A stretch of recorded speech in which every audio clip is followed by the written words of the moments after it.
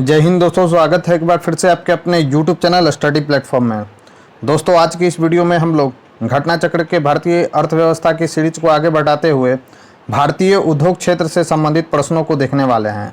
इस वीडियो में मैंने दोस्तों भारतीय उद्योग क्षेत्र से रिलेटेड अब तक जितने भी सवाल विभिन्न स्टेट PCS तथा IAS प्री में पूछे गए हैं उनको मैंने कवर किया है।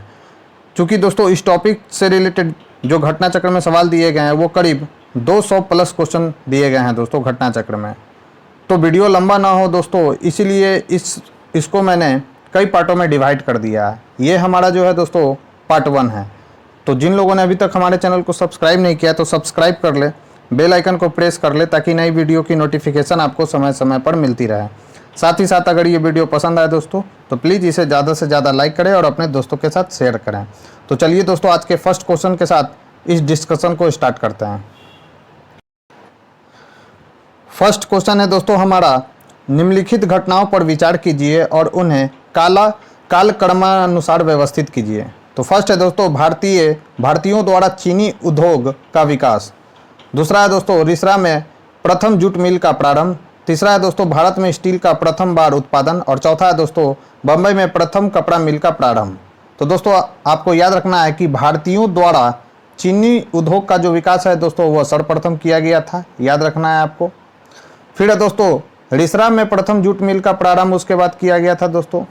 फिर है उसके बाद कौन सा होगा दोस्तों, तो बम्बई में प्रथम कपड़ा जो मिल जो प्रारंभ किया गया था दोस्तों वह भारत में स्टील का प्रथम बार उत्पादन से पहले किया गया था। तो अगर इसका सही कालक्रमानुसार देखा जाए दोस्तों तो इसका राइट आंसर क्या हो जाएगा, तो 1 होगा, 2 होगा दोस्तों, फिर होगा कौन सा, तो फिर हो जाएगा दोस्तों 4 और लास्ट में कौन सा हो जाएगा दोस्तों, तो 3। तो इसका राइट आंसर हो जाएगा दोस्तों 1 2 4 3, जो कि किस ऑप्शन में है दोस्तों, तो वो है ऑप्शन ए में।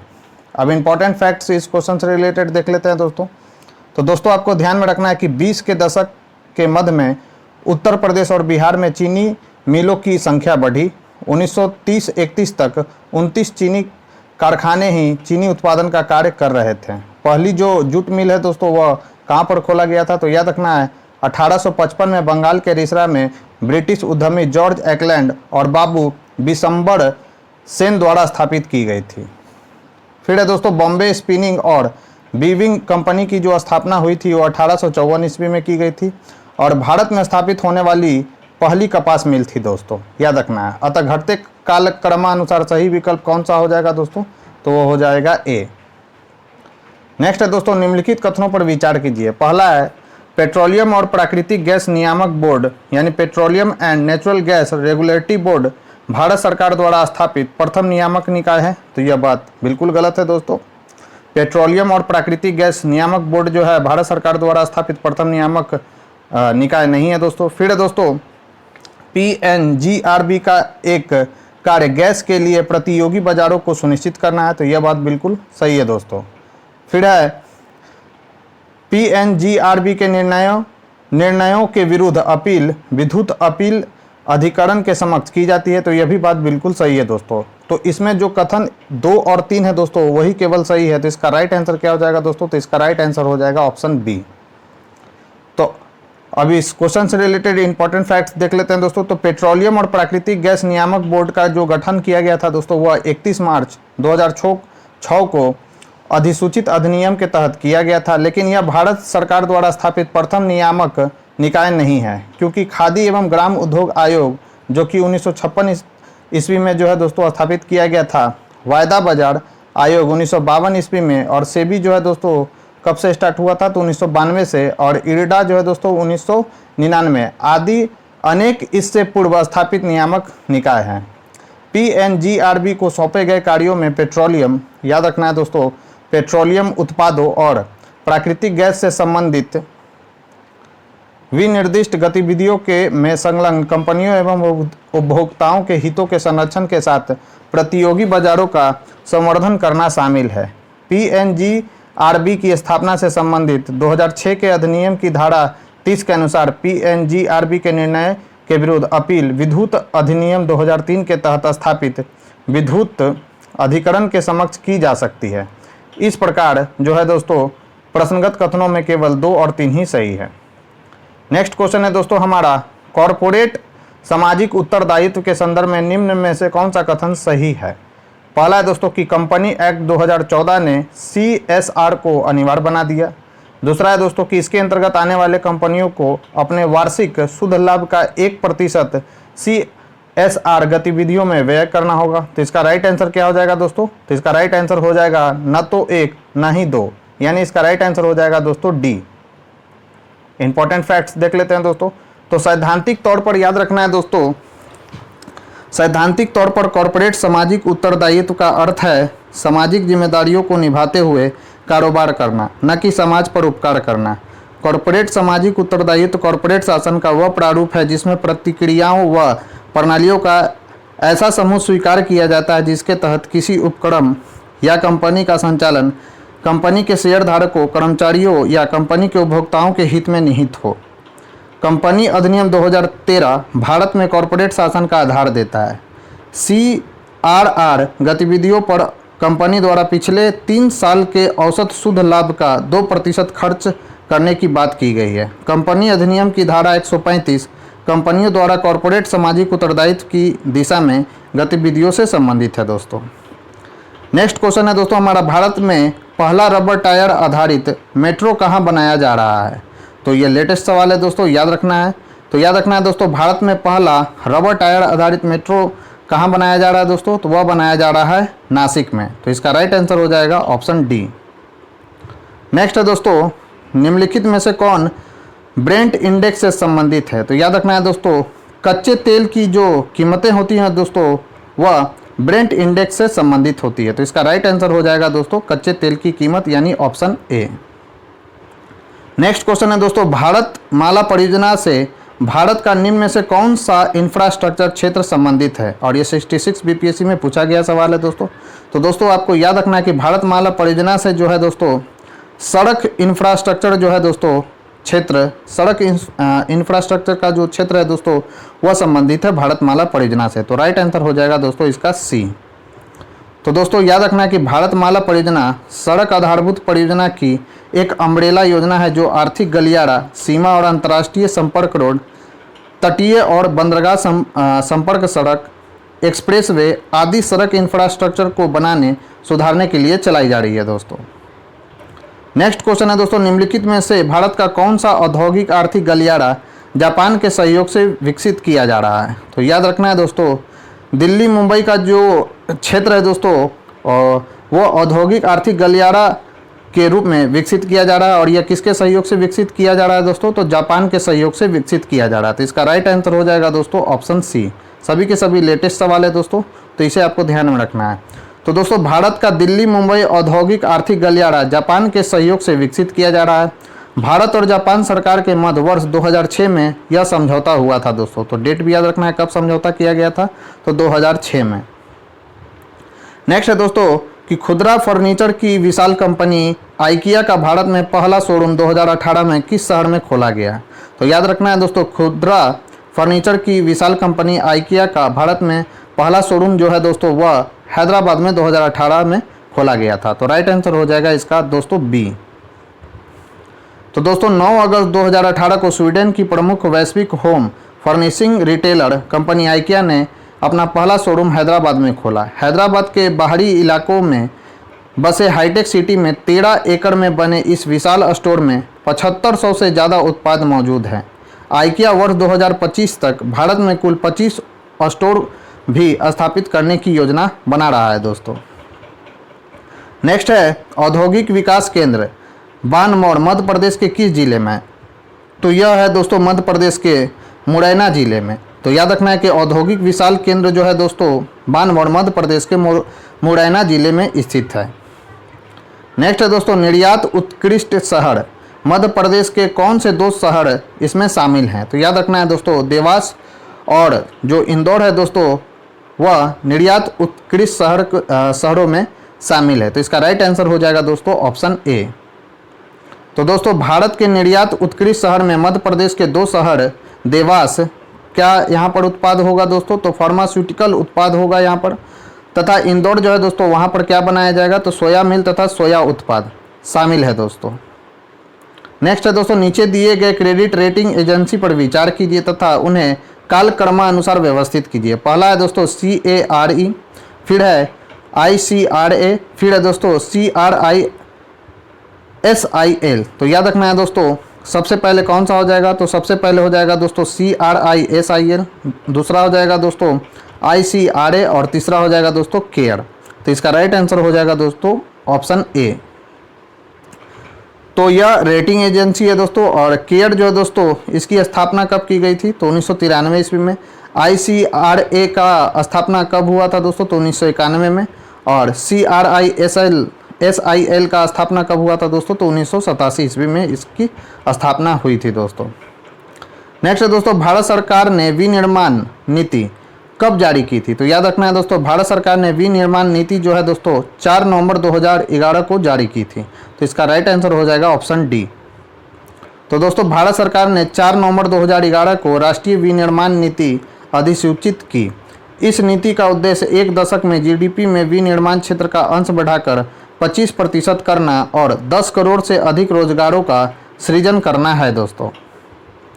नेक्स्ट है, मेक इन इंडिया कार्यक्रम आरंभ किया गया। तो याद रखना है दोस्तों, मेक इन इंडिया कार्यक्रम जो है दोस्तों भारत सरकार की एक महत्वाकांक्षी कार्यक्रम है, और इसकी जो स्थापना यानी इसका जो प्रारंभ किया गया था दोस्तों वह सितंबर 2014 में किया गया था। तो इसका राइट आंसर हो जाएगा दोस्तों ऑप्शन बी। तो दोस्तों प्रधानमंत्री नरेंद्र मोदी द्वारा मेक इन इंडिया कार्यक्रम सितंबर 2014 में प्रारंभ किया गया था। इस कार्यक्रम का उद्देश्य भारत को एक प्रमुख निवेश गंतव्य तथा विनिर्माण, डिजाइन तथा नवाचार के वैश्विक केंद्र के रूप में प्रचारित करना है दोस्तों। नेक्स्ट है दोस्तों, सरकार की नीति मेक इन इंडिया का उद्देश्य है। तो दोस्तों याद रखना है इसका राइट आंसर क्या हो जाएगा, तो इसका राइट आंसर दिया गया है दोस्तों ऑप्शन ई। अब देखते हैं इंपॉर्टेंट फैक्ट्स दोस्तों। तो मेक इन इंडिया कार्यक्रम का उद्देश्य जो है दोस्तों नौकरशाही के ढीलापन को दूर करना, लाल फीताशाही को हटाना, विकसित आधारभूत संरचना द्वारा विनिर्माण की लागत कम करना, उत्पादों को प्रतियोगी बनाना तथा ease of doing business index में सुधार करना आदि शामिल है। इसलिए इसमें जो है दोस्तों एक से अधिक जो ऑप्शन है दोस्तों वह सही है। नेक्स्ट दोस्तों, निम्न में से कौन सा एक औद्योगिक विकास के लिए प्रोत्साहकी नहीं है, तो दोस्तों याद रखना है डिजिटल इंडिया जो है दोस्तों औद्योगिक विकास के लिए प्रोत्साहकी नहीं है, जबकि make in India, ease of doing business, साथ ही साथ स्टार्टअप इंडिया जो है दोस्तों वह औद्योगिक विकास के लिए प्रोत्साहकी है। तो इसका राइट आंसर क्या हो जाएगा दोस्तों ऑप्शन डी। तो दोस्तों आपको ध्यान में रखना है कि उपर्युक्त दिए गए विकल्पों में डिजिटल इंडिया प्रोग्राम भारत सरकार का एक प्रमुख कार्यक्रम है, जिसमें भारत को डिजिटल रूप से सशक्त समाज और ज्ञान अर्थव्यवस्था में बदलने का दृष्टिकोण निहित है। इसका उद्देश्य सरकारी विभागों को देश की जनता से जोड़ना और यह सुनिश्चित करना कि बिना कागज के इस्तेमाल के सरकारी सेवाएं इलेक्ट्रॉनिक रूप से जनता तक पहुंच सके। इसका एक अन्य उद्देश्य ग्रामीण इलाकों को हाई स्पीड इंटरनेट के माध्यम से जोड़ना भी है दोस्तों। डिजिटल इंडिया के 3 कोर घटक है, कौन कौन से, तो डिजिटल आधारभूत ढांचे का निर्माण करना, याद रखना है दोस्तों, इलेक्ट्रॉनिक रूप से सेवाओं को जनता तक पहुंचाना, और तीसरा है दोस्तों डिजिटल साक्षरता। शेष अन्य 3 पहले मेक इन इंडिया, कारोबार करने में सुगमता यानी ईज ऑफ डूइंग बिजनेस, एवं स्टार्टअप इंडिया जो है दोस्तों निवेश संवर्धन से संबंधित है। और ये सभी के सभी महत्वपूर्ण फैक्ट्स है दोस्तों जिसे आपको ध्यान में रखना है। नेक्स्ट है दोस्तों, भारतीय गुणवत्ता परिषद यानी QCI के संदर्भ में निम्न में से कौन सा निम्नलिखित कथनों पर विचार कीजिए। पहला कथन है दोस्तों, QCI का गठन भारत सरकार तथा भारतीय उद्योग द्वारा संयुक्त रूप से किया गया था। दूसरा कथन है दोस्तों, QCI के अध्यक्ष की नियुक्ति उद्योग द्वारा सरकार को की गई संस्तुतियों पर प्रधानमंत्री द्वारा की जाती है। तो इसका राइट आंसर क्या हो जाएगा दोस्तों, तो दोनों जो कथन है दोस्तों बिल्कुल सही हैं।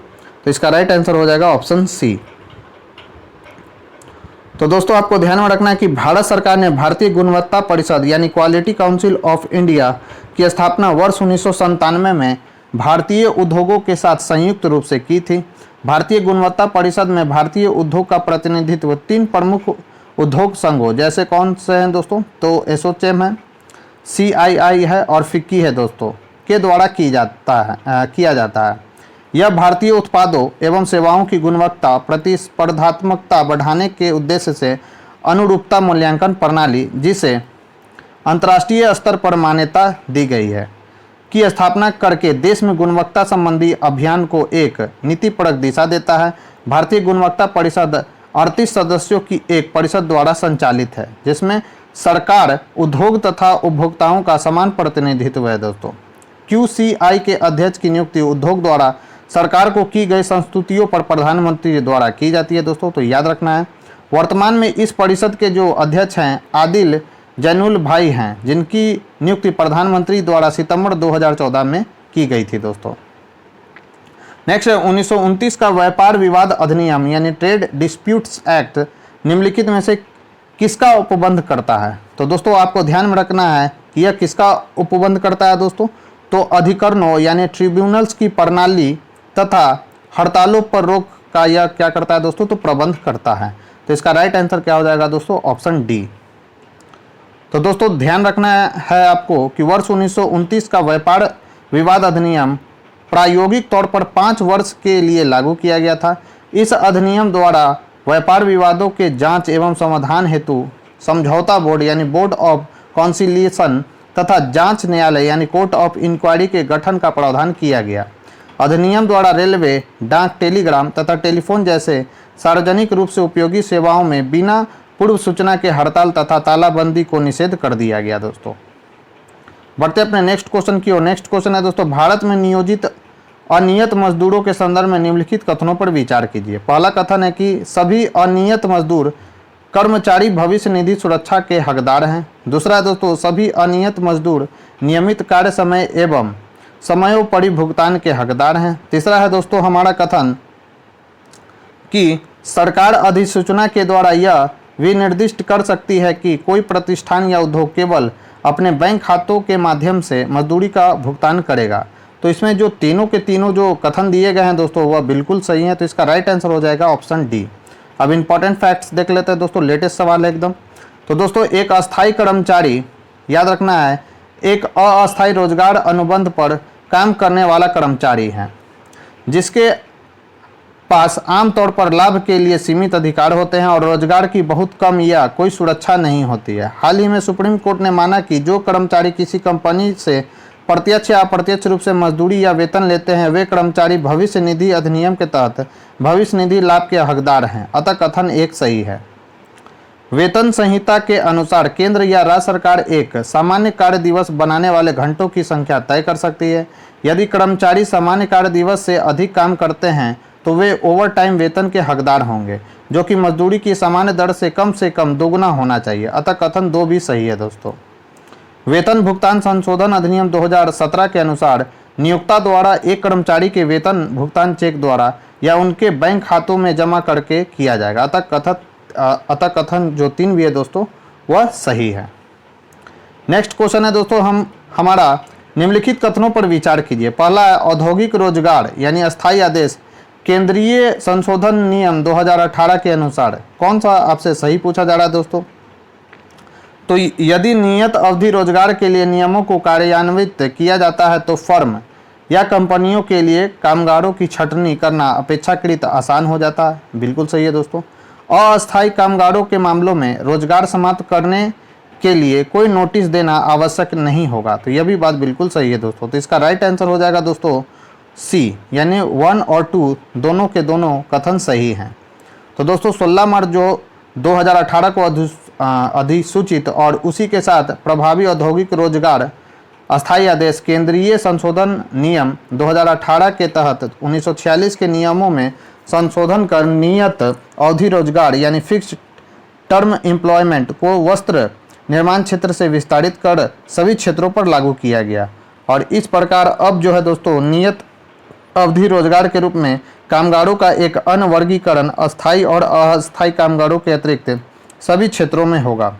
वस्तुतः देश में व्यवसाय सुगमता यानी ईज ऑफ डूइंग बिजनेस में अभिवृद्धि हेतु यह परिवर्तन किया गया है। इस संशोधन के तहत नियत अवधि रोजगार कामगारों को नवीनीकरण न होने पर या पहले भी नियोजन को समाप्त किए जाने पर बगैर नोटिस के हटाया जा सकता है। इस प्रकार कंपनियों के लिए ऐसे कामगारों की छंटनी अपेक्षाकृत आसान होगी। अतः कथन एक सही है। इसके अतिरिक्त जो है दोस्तों संशोधित नियमों के तहत अस्थायी कामगार चाहे मासिक दर से, साप्ताहिक दर से या नगद दर से और परिवीक्षाधीन या बदली कर्मकार हो की दशा में नियोजित समाप्ति का नोटिस आवश्यक नहीं होगा दोस्तों। अतः कथन 2 भी सही है।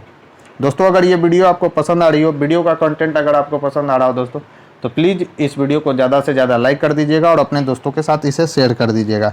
चैनल पर पहली बार आए हैं तो चैनल को सब्सक्राइब कर लीजिएगा, बेल आइकन को प्रेस कर लीजिएगा ताकि नई वीडियो की नोटिफिकेशन जो है दोस्तों आपको समय समय पर मिलती रहे। बढ़ते अपने नेक्स्ट क्वेश्चन की ओर। हमारा नेक्स्ट क्वेश्चन है दोस्तों, फैक्ट्री एक्ट 1981 औद्योगिक कामगारों की मजदूरी नियत करने के लिए और कामगारों को मजदूर संघ बनाने देने की दृष्टि से पारित किया गया था। दूसरा दोस्तों, NM लोखंडे ब्रिटिश भारत में मजदूर आंदोलन संगठित करने में अग्रगामी थे। राइट आंसर क्या हो जाएगा दोस्तों? तो इसमें केवल कथन 2 ही सही है दोस्तों, जबकि कथन 1 जो है दोस्तों वह गलत है। तो इसका राइट आंसर हो जाएगा दोस्तों ऑप्शन बी। तो दोस्तों याद रखना कि प्रथम कारखाना जो अधिनियम आया था वह 1881 ईस्वी में आया था दोस्तों, पारित किया गया था।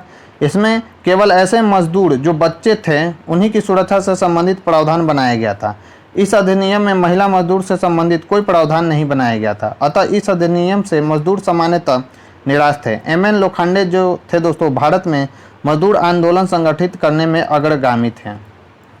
19वीं शताब्दी में वे न केवल हथकरघा एवं कपड़े के मिल की दयनीय स्थिति को सुधार करने के लिए याद किए जाते हैं, बल्कि जाति एवं संप्रदाय जैसे मुद्दों पर भी उन्होंने साहसिक पहल किया था दोस्तों। अतः केवल कथन 2 ही सही है। नेक्स्ट है दोस्तों, 1 अप्रैल 2017 से प्रभावी उत्तर प्रदेश में अकुशल श्रमिक की न्यूनतम मजदूरी निश्चित की गई है। तो यह मजदूरी नियत की गई है दोस्तों, निश्चित की गई है 7400 रुपये प्रति माह। राइट आंसर हो जाएगा बी। तो न्यूनतम मजदूरी अधिनियम 1948 के अनुसार प्रश्नावधि में उत्तर प्रदेश में अकुशल, अर्धकुशल तथा कुशल व्यक्तियों हेतु न्यूनतम मजदूरी क्रमशः 7400 है दोस्तों, और कितना 74.46, 7400.46, 8140.51 तथा 9118.66 रुपये प्रति माह थी।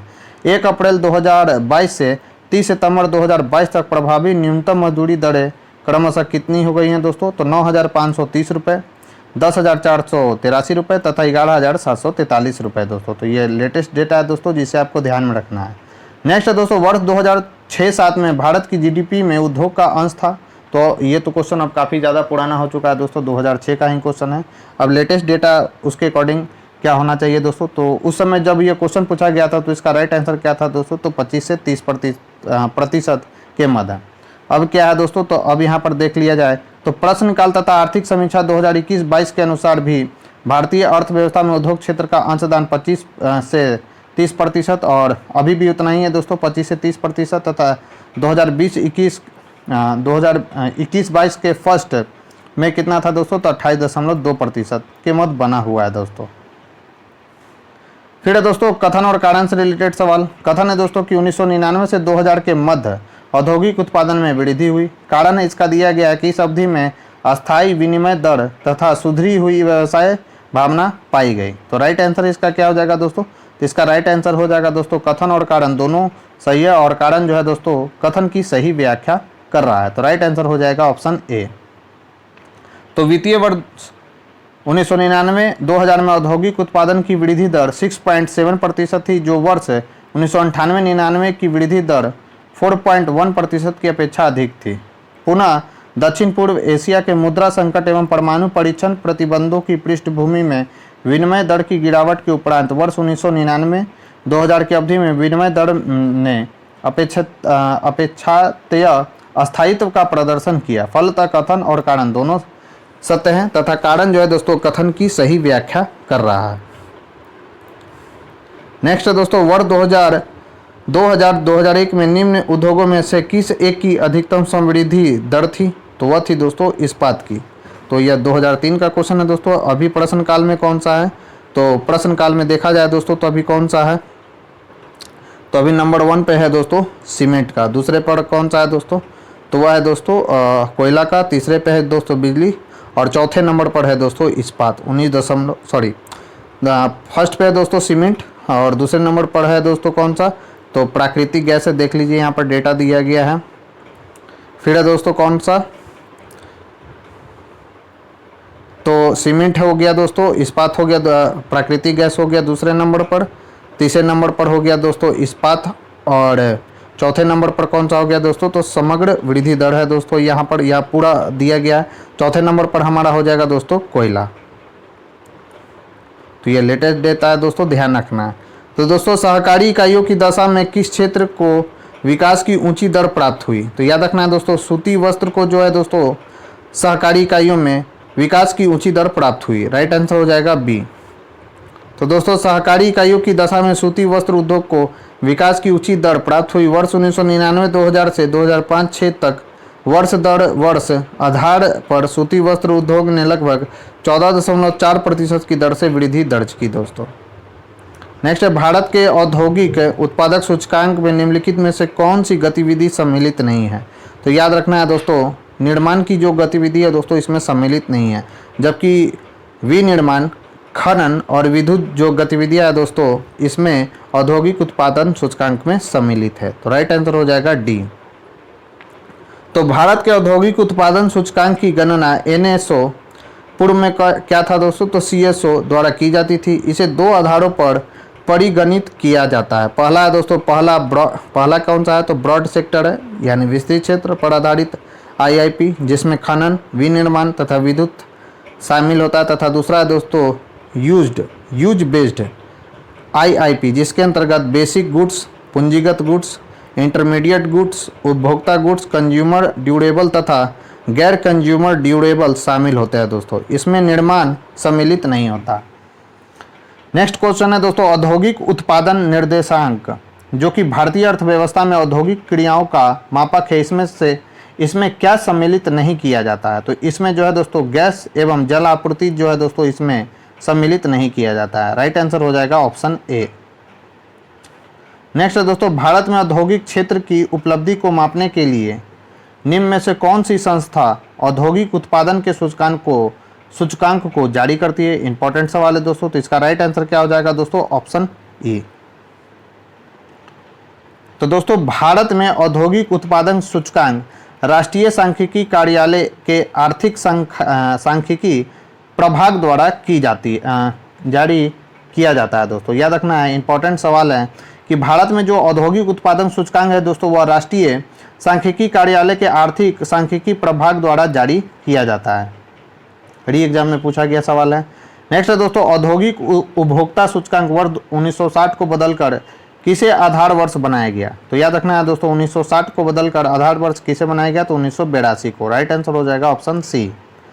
तो दोस्तों औद्योगिक उपभोक्ता मूल्य सूचकांक का आधार वर्ष 1960 से परिवर्तित कर 1982 किया गया। पूर्व के वर्षों यानी कौन सा है दोस्तों, तो वर्ष 2001 से अगस्त 2020 तक में औद्योगिक उपभोक्ता सूचकांक का आधार वर्ष 2001 था, जिसे अक्टूबर 2020 में बदलकर 2016 कर दिया गया। अतः वर्तमान में औद्योगिक उपभोक्ता मूल्य सूचकांक का आधार वर्ष कौन सा है दोस्तों, तो 2016 है। याद रखना है दोस्तों।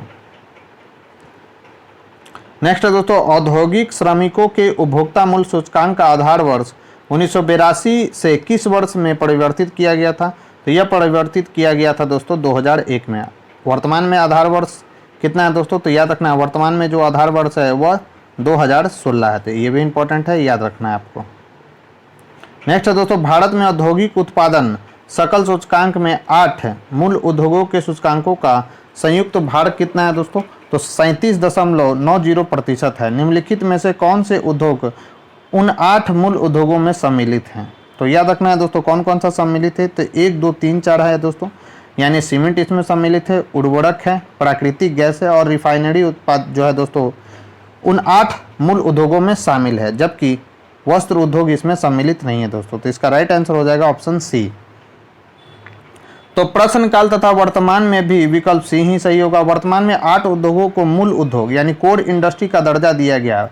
मोस्ट VVI सवाल है दोस्तों, कोर इंडस्ट्री हमारे कौन कौन से हैं, तो कौन कौन से हैं दोस्तों, तो पहला है दोस्तों कच्चा माल, दूसरा है दोस्तों पेट्रोलियम रिफाइनरी उत्पाद, तीसरा है दोस्तों प्राकृतिक गैस, चौथा है दोस्तों उर्वरक, पांचवा है कोयला, छठा है दोस्तों विद्युत, सातवां है सीमेंट और आठवां है दोस्तों इस्पात। सभी के सभी जो हैं दोस्तों काफ़ी ज़्यादा महत्वपूर्ण फैक्ट्स है जिसे आपको ध्यान में रखना है। कितने कोर इंडस्ट्री हैं दोस्तों, तो 8 हैं दोस्तों, याद रखना है। नेक्स्ट है दोस्तों, भारत में 8 कोर सेक्टर में किसे शामिल नहीं किया गया? तो इसमें जो है दोस्तों रसायन को इसमें शामिल नहीं किया गया, जबकि कोयला, उर्वरक, विद्युत और सीमेंट इन सभी को 8 कोर सेक्टर में शामिल किया गया दोस्तों। नेक्स्ट है दोस्तों, राष्ट्रीय विनिर्माण नीति भारत सरकार द्वारा प्रारंभ की गई थी। तो याद रखना है दोस्तों, राष्ट्रीय विनिर्माण नीति जो है दोस्तों भारत सरकार द्वारा 2011 में प्रारंभ की गई थी। राइट आंसर हो जाएगा ऑप्शन बी। तो दोस्तों राष्ट्रीय विनिर्माण नीति जो है दोस्तों 4 नवंबर 2011 को वाणिज्य एवं उद्योग मंत्रालय द्वारा अधिसूचित की गई। इस नीति का उद्देश्य जीडीपी में विनिर्माण के हिस्से को एक दशक के भीतर 25% तक बढ़ाना तथा 100 मिलियन रोजगार का सृजन करना है दोस्तों। नेक्स्ट है दोस्तों, स्पेशल इकोनॉमिक जोन की नीति देश में पहली बार आरंभ की गई थी। तो याद रखना है दोस्तों, स्पेशल इकोनॉमिक जोन की जो नीति है देश में पहली बार 2000 में प्रारंभ की गई थी। राइट आंसर हो जाएगा ऑप्शन बी। तो भारत सरकार ने अप्रैल 2000 में विशेष आर्थिक क्षेत्र यानी स्पेशल इकोनॉमिक जोन नीति की घोषणा की। यह एक शुल्क मुक्त आर्थिक क्षेत्र है जहां व्यापार संचालन तथा शुल्क एवं तटकर से काफ़ी छूट प्राप्त होती है। भारत सरकार द्वारा विशेष आर्थिक क्षेत्र अधिनियम वर्ष 2005 में पारित किया गया था, जो फरवरी 2006 से क्या हुआ था दोस्तों, तो प्रभावी हुआ था। राइट आंसर क्या हो जाएगा दोस्तों, तो ऑप्शन बी। नेक्स्ट है दोस्तों, विनिर्माण क्षेत्र में किसे शामिल नहीं किया जाता है? तो याद रखना है दोस्तों, विनिर्माण क्षेत्र में निर्माण उद्योग को जो है दोस्तों शामिल नहीं किया जाता है। इंपॉर्टेंट सवाल है दोस्तों, VBI सवाल हैं जिसे आपको ध्यान में रखना है कि विनिर्माण क्षेत्र में किसे शामिल नहीं किया जाता है दोस्तों। तो विनिर्माण क्षेत्र में जो है दोस्तों निर्माण उद्योग को शामिल नहीं किया जाता है। तो मशीनों, रोजगारों और श्रम का उपयोग करके सामान बनाने की क्रिया को विनिर्माण यानी मैन्युफैक्चरिंग कहते हैं दोस्तों। विनिर्माण के अंतर्गत हस्तकला से लेकर उच्च तकनीकी तक की गतिविधियां शामिल होती है, किंतु इस शब्द का उपयोग प्रायः औद्योगिक उत्पादन के अर्थ में किया जाता है। इसमें कच्चा माल बड़े पैमाने पर तैयार माल में बदला जाता है। विनिर्माण उद्योग को विनिर्माण से अलग रखा जाता है। इस उद्योग के तहत बुनियादी सुविधाएं दोस्तों कौन कौन सी है? तो भवन, पुल, बांध आदि का निर्माण किया जाता है। नेक्स्ट है दोस्तों, सूक्ष्म, लघु एवं मध्यम अधिनियम 2020 के विषय में निम्नलिखित कथनों पर विचार कीजिए। पहला कथन है कि भारत सरकार ने, तो माइक्रो स्मॉल मीडियम एंटरप्राइजेज अधिनियम है दोस्तों 2020 का, उसके बारे में सवाल पूछा जा रहा है आपसे। पहला कथन है कि भारत सरकार ने 13 मई 2020 को आत्मनिर्भर भारत पैकेज के अंतर्गत MSME की नई परिभाषा घोषित की। दूसरा है दोस्तों, यह बदली परिभाषा 1 जून 2020 से प्रभावी है। और तीसरा है दोस्तों, नई परिभाषा में विनिर्माण तथा सेवा क्षेत्र की इकाइयों में वर्गीकरण का एक समान सूत्र अपनाया गया है। कौन सा कथन सही है दोस्तों? तो इसमें जो कथन 1 और 3 है दोस्तों वही केवल सही है। यानी जो है दोस्तों भारत सरकार ने 13 मई 2020 को आत्मनिर्भर भारत पैकेज के अंतर्गत MSME की नई परिभाषा घोषित की थी, सही बात है। और नई परिभाषा में विनिर्माण तथा सेवा क्षेत्र की इकाइयों में वर्गीकरण का एक समान सूत्र अपनाया गया, यह सही है दोस्तों। दूसरा गलत है दोस्तों, यानी यह बदली परिभाषा 1 जून 2020 से प्रभावी है, यह बात गलत है। तो दोस्तों 2006 में MSME विकास अधिनियम अस्तित्व में आने के बाद 14 वर्ष बाद 13 मई 2020 को आत्मनिर्भर भारत पैकेज में MSME की परिभाषा में संशोधन किए जाने की घोषणा की गई थी। सूक्ष्म, लघु एवं मध्यम उद्योग अधिनियम 2020 के अनुसार सूक्ष्म उद्यम वह हैं जिसमें संयंत्र और मशीनरी अथवा उपकरण में 1 करोड़ रुपए से अधिक का निवेश नहीं होता है दोस्तों। याद रखना, सूक्ष्म उद्योग में जो है दोस्तों 1 करोड़ से अधिक का निवेश नहीं होता तथा इसका कारोबार 5 करोड़ रुपए से अधिक नहीं होता है दोस्तों। निवेश कितना होना चाहिए? 1 करोड़ से अधिक नहीं, और कारोबार इसका कितना होना चाहिए दोस्तों? 5 करोड़ रुपए से अधिक नहीं होना चाहिए। लघु मध्यम उद्योग वह है जिसमें संयंत्र और मशीनरी अथवा उपकरण कितना है दोस्तों? 10 करोड़ से अधिक का निवेश नहीं होता है तथा इसका कारोबार 50 करोड़ से अधिक नहीं होता है। मध्यम उद्योग वह है दोस्तों जिसमें 50 करोड़ रुपए से अधिक का निवेश नहीं होता है तथा इसका कारोबार जो है दोस्तों 250 करोड़ रुपए से अधिक नहीं होता है। इस नई परिभाषा में विनिर्माण तथा सेवा क्षेत्र की इकाइयों में वर्गीकरण का एक समान सूत्र अपनाया गया है। यह बदली परिभाषा 1 जुलाई 2020 से प्रभावी हुआ था दोस्तों, याद रखना है। नेक्स्ट है 1991 की उद्योग नीति में लघु उद्योग के लिए सामान्य व सहायक उद्यम यानी ऑक्सिलरी यूनिट निवेश राशि स्वीकृत है। तो कितना स्वीकृत किया गया था दोस्तों? तो 60 लाख से और 75 लाख दोस्तों, याद रखना है। राइट आंसर हो जाएगा डी। अब तो बदल गया। तो वर्ष 1991 की उद्योग नीति में 1985 की नीति में तय लघु इकाइयों की निवेश सीमा को 35 लाख से बढ़ाकर 60 लाख रुपए तथा सहायक उद्योग में निवेश की सीमा 45 लाख रुपए से बढ़ाकर 75 लाख रुपए कर दिया गया था। सूक्ष्म लघु एवं मध्यम उद्यम अधिनियम 2006 प्रभावी कब हुआ था? तो अक्टूबर 2006 में, के तहत सूक्ष्म यानी माइक्रो स्मॉल मीडियम इंटरप्राइजेज के लिए निवेश सीमा 2 वर्गों में विनिर्माण उद्यम और दूसरा कौन सा है दोस्तों? तो सेवा उद्यम में निर्धारित किया गया था बाटकरी से। वर्ष 2006 के बाद संयंत्र एवं मशीनरी के लिए निवेश सीमा निम्नवत है दोस्तों। तो याद रखना है विनिर्माण क्षेत्र में कितना है दोस्तों सूक्ष्म का? तो 25 लाख रुपए से अधिक नहीं होना चाहिए। और लघु उद्यम में कितना है? तो 25 लाख से 5 करोड़। मध्यम उद्योग में कितना है दोस्तों? तो 5 करोड़ से 10 करोड़। और सेवा क्षेत्र में कितना है? तो 10 लाख रुपए से अधिक नहीं, 10 लाख से 2 करोड़। और मध्यम उद्योग में दोस्तों 2 करोड़ से 5 करोड़। 1 जून 2020 को सूक्ष्म विनिर्माण और सेवा इकाई की ऊपरी सीमा को बढ़ाकर 1 करोड़ रुपए का निवेश तथा 5 करोड़ रुपए का टर्नओवर किया गया। छोटी इकाई की ऊपरी सीमा को बढ़ाकर 10 करोड़ रुपए का निवेश तथा 50 करोड़ रुपए का टर्नओवर किया गया।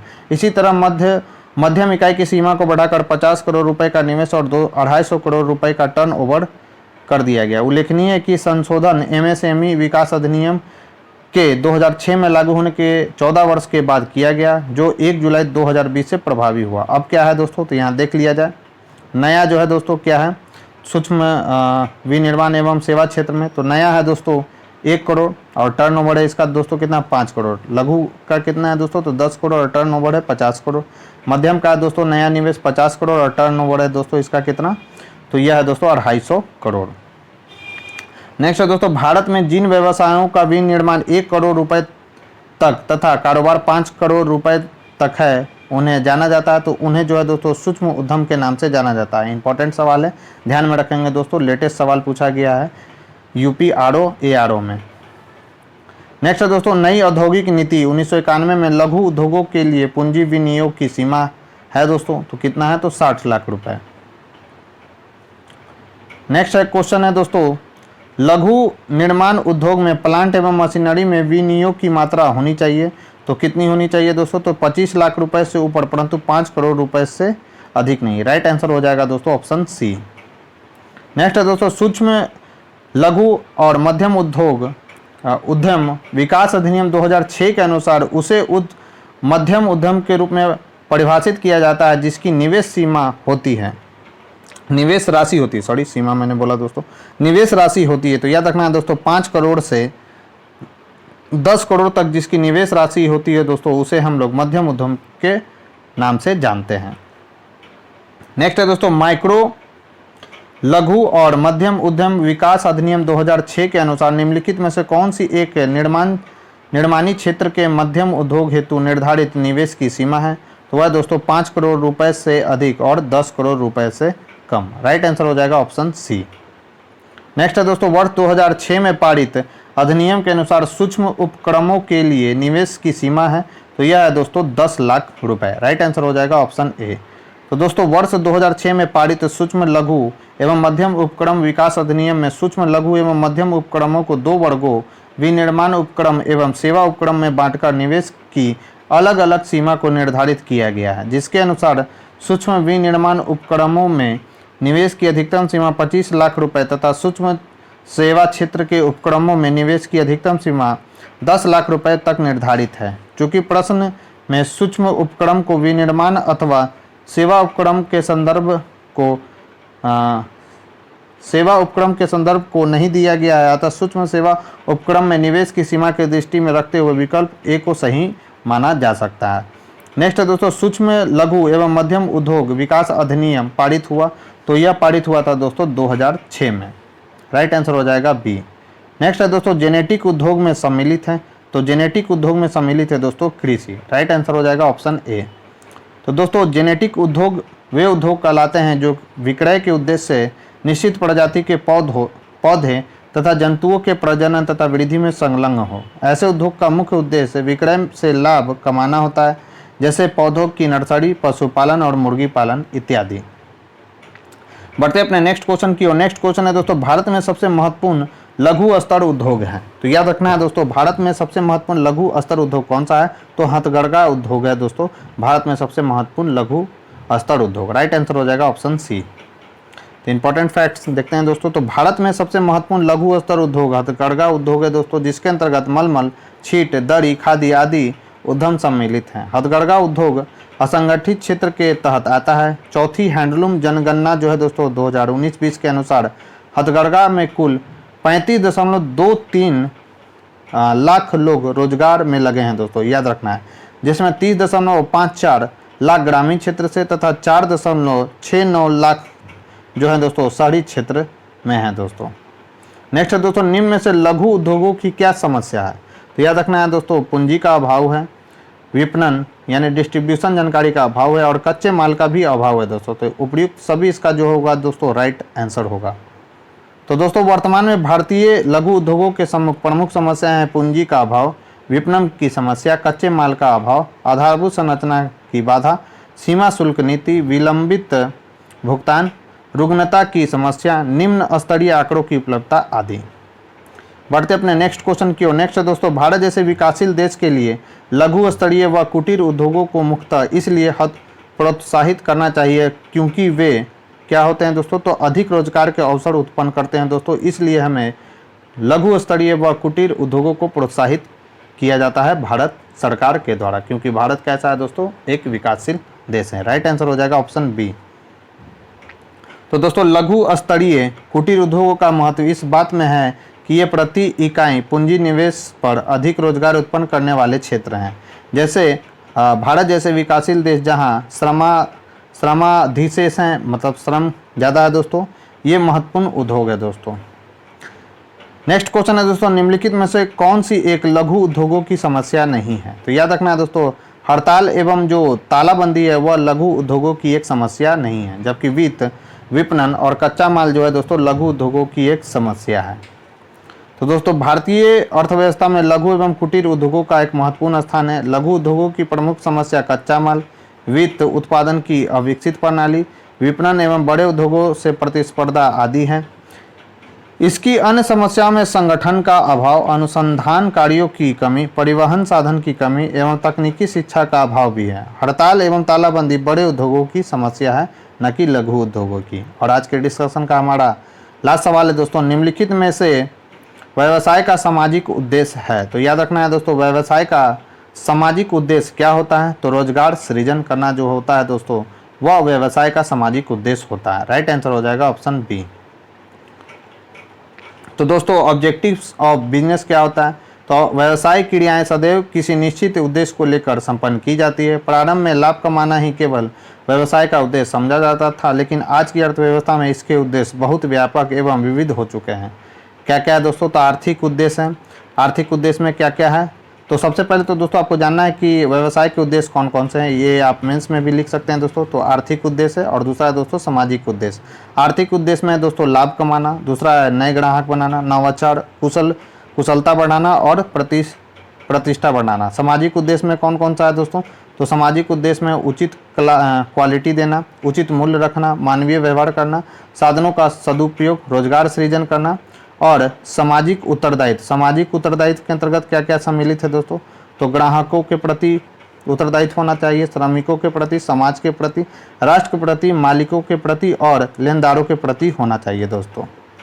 तो दोस्तों ये थी हमारी आज की डिस्कशन। इस डिस्कशन में बस आज इतना ही। यह डिस्कशन आपको कैसा लगा मुझे कमेंट बॉक्स में लिखकर ज़रूर बताएं दोस्तों। साथ ही साथ अगर ये वीडियो आपको पसंद आई हो दोस्तों तो प्लीज़ इस वीडियो को ज़्यादा से ज़्यादा लाइक करें और अपने दोस्तों के साथ इसे शेयर करें। चैनल पर पहली बार आएँ तो चैनल को सब्सक्राइब कर ले, बेल आइकन को प्रेस कर ले ताकि नई वीडियो की नोटिफिकेशन आपको सबसे पहले मिल सके दोस्तों। तो आज के लिए बस इतना ही दोस्तों। मिलते हैं हम अपने नेक्स्ट वीडियो में। तब तक के लिए बने रहें हमारे यूट्यूब चैनल के साथ। Thank you.